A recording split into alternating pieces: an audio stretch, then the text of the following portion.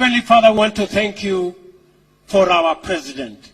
Thank you for Uhuru Kenyatta. Heavenly Father, we want to pray that you shall grant him your favor, that you shall give him your wisdom, that knowledge shall be his portion, that as he leads Kenya, Heavenly Father, your will shall be done in our nation.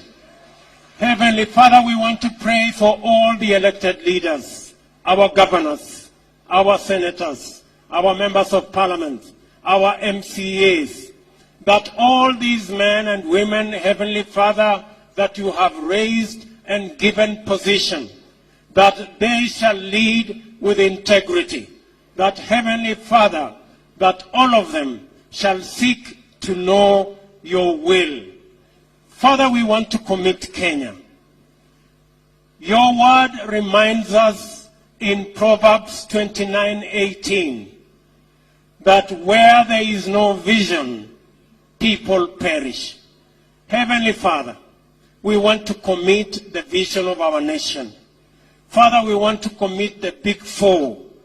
Father, we want to commit the agenda of Kenya before you, so that, Heavenly Father, you will bless, you will cause every item and every pillar of our big four to succeed, so that Kenya, Heavenly Father, can succeed. Father, we want to pray that there will be food in our nation, that industrialization shall prosper so that our young people can get jobs.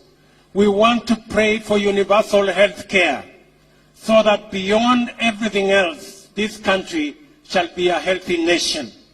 Father, we want to pray for shelter in our republic, that as we commit ourselves to build houses that are affordable for our nation, that God, you shall go before us. We pray to you, Heavenly Father, that ethnicity will not tear our country apart, that corruption will not eat our nation into nothingness, that, Heavenly Father, hate shall not be part of this nation. We want to pray, Heavenly Father, that you shall eliminate hate, that you shall cause us to be our brother's keeper. Heavenly Father, we want to pray for bonds, for bridges of friendship, of unity, of brotherhood, for our great nation, Kenya.